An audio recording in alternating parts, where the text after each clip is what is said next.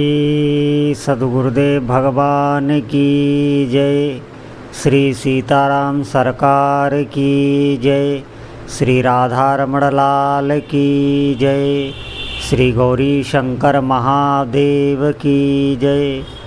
सभी दर्शकों और भक्तों को कोटि कोटि प्रणाम। सबको प्रेम भरा जय जय श्री राधे, जय जय श्री सीताराम।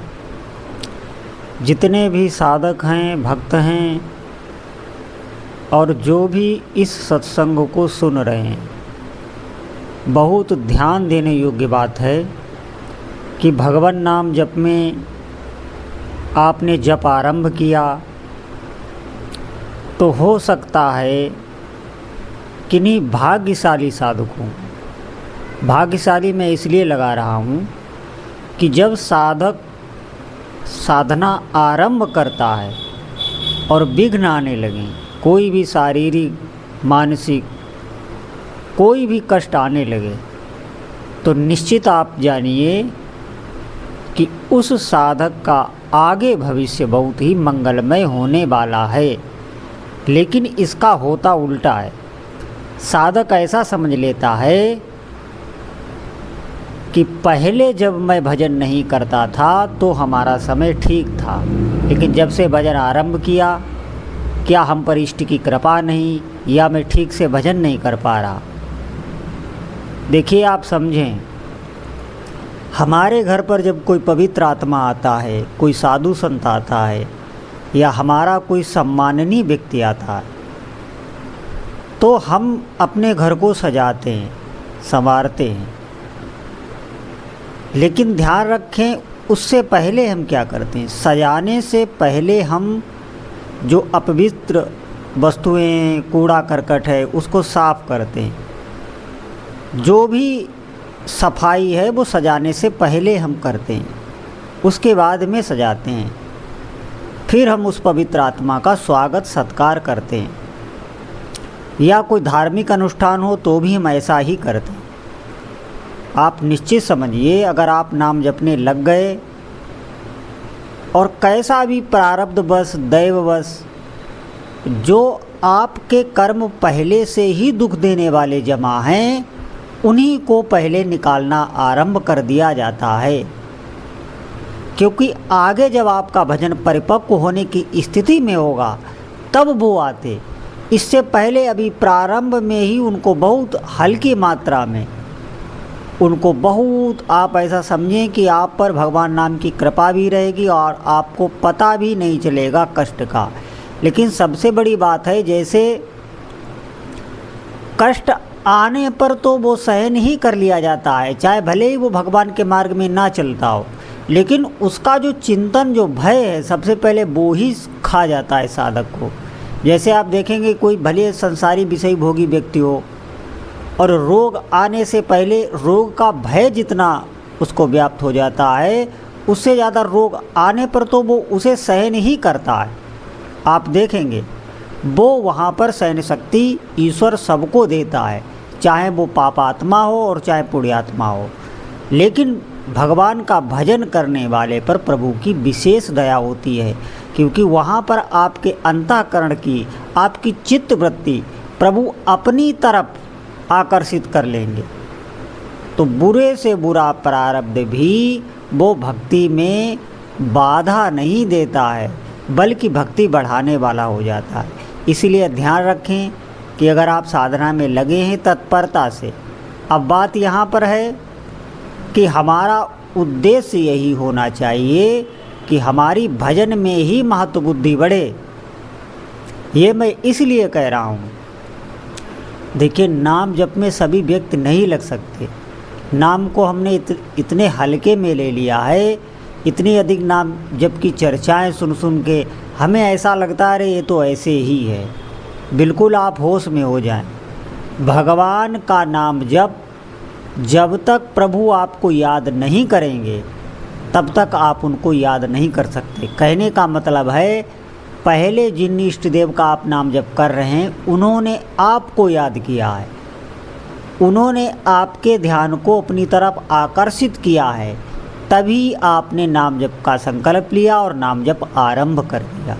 इस बात को ध्यान में रखें। जैसे आप किसी धाम में जाते हैं, आप काशी जाइए, आप वृंदावन जाइए, आप चित्रकूट जाइए, तो कहा जाता है वहाँ पर संत महात्मा आपको कहते हुए दिखाई देंगे, वहाँ के जितने भी श्रद्धालु हैं वो कहते हुए आपको दिखाई देंगे कि यहाँ पर शिव की कृपा से ही कोई आता है। जब शिव का संदेशा जाता है तब कोई यहाँ पर आ सकता है, नहीं तो यहाँ कोई पैर नहीं रख सकता।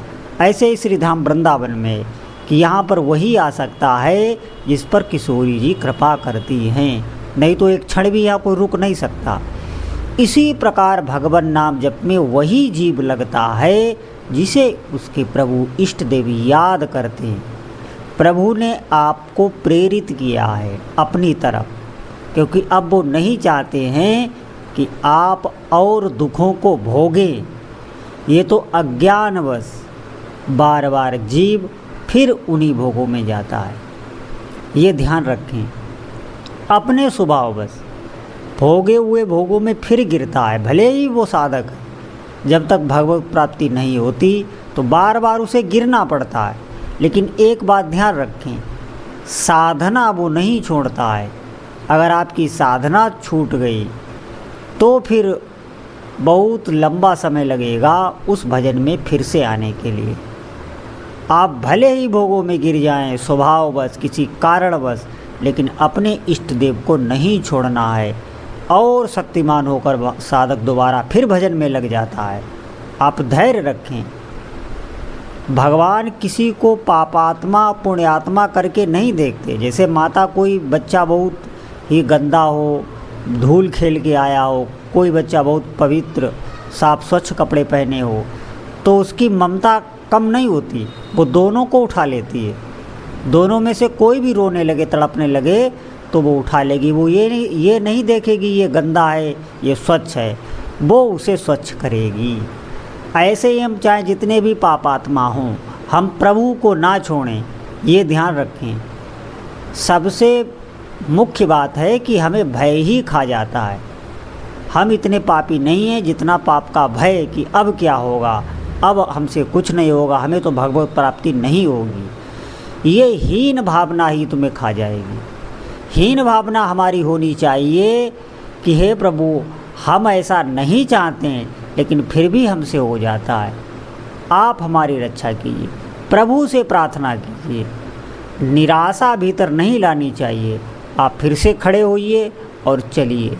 निश्चित जो भी नाम जप में लगे हैं, आप ऐसा समझें धीरे धीरे ये मन आपका नाम को पकड़ने लगेगा, नाम का रस इसको समझ में आने लगेगा। भगवान नाम की महिमा जब इसे अनुभव में आएगी, जब कुछ काल तक जपते जपते इसे अनुभव में आने लगेगा, सब आपको नाम जप समझा देगा। ऐसा कोई ज्ञान नहीं है जो आपके हृदय में उत्पन्न ना हो जाए। नाम जप से ही आप सब कुछ अनुभव कर लेंगे। उसकी बुद्धि बहुत ही विवेकवान और बहुत ही सूक्ष्म हो जाती है जो नाम जप करता है। किसी बाहरी ज्ञान की उसे आवश्यकता नहीं होती, अंतःकरण में स्फुरणा होती है, स्वयं से ज्ञान प्रकट होता है। लेकिन हम लगें तो, अगर हमने प्रारंभ में ही आप ऐसे समझें और श्रद्धा कर ली, इस समय को नाम जप में ना लगाकर भोगों में लगाया, तो बहुत हानि की बात है। क्योंकि ये इतनी सरल और सुलभ साधना है कि आप किसी भी क्रिया को करते हुए नाम जप का अभ्यास कर सकते हैं, अगर आप करना चाहें तो। अगर आपके भीतर दृढ़ संकल्प है कि अब हमें शेष जीवन नाम जप ही करना है, ये साधना हमारी मुख्य है। बाकी आप सभी धार्मिक अनुष्ठान कीजिए, कुछ मना नहीं है। गंगा स्नान कीजिए, तीर्थाटन कीजिए, यज्ञ हवन जो आप कर सकें वो करिए, अगर आपकी क्षमता है, योग्यता है, आपके पास धन है तो।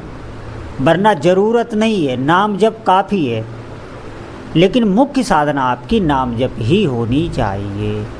सभी कार्य करते हुए आप नाम जप कर सकते हैं। कहीं ऐसा ना हो कि भक्ति की आड़ में हम कर्तव्य कर्मों को भी छोड़ दें और हम पर दोषारोपण होने लगे, तो आपके ही भीतर एक मन मुटाव रहेगा, फिर भजन में आपका मन नहीं लगेगा। इसीलिए आप अपनी साधना गुप्त रूप से करते रहिए और सभी कार्य करते रहिए। ऐसा ही होता है, आप कर सकते हैं। तो जितने भी साधक हैं, जो भी ये सत्संग सुन रहे हैं, वो आज से ये संकल्प लें और अधिक से अधिक नाम स्मरण करें। बोलो जय जय श्री सीताराम।